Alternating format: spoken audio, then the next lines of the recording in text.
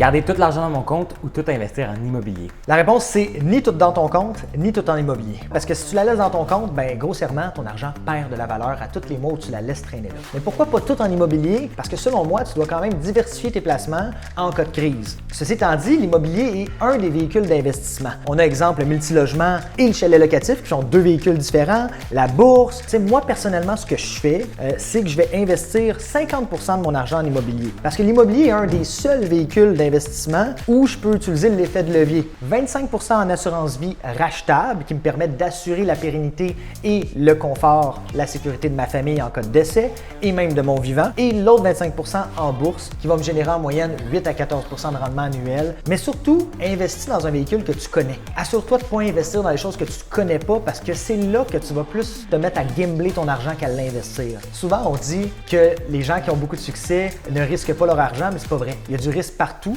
C'est juste que plus tu connais ton affaire, plus tu contrôles ton risque et donc, selon moi, ça ne devient plus un risque, mais un investissement gagnant.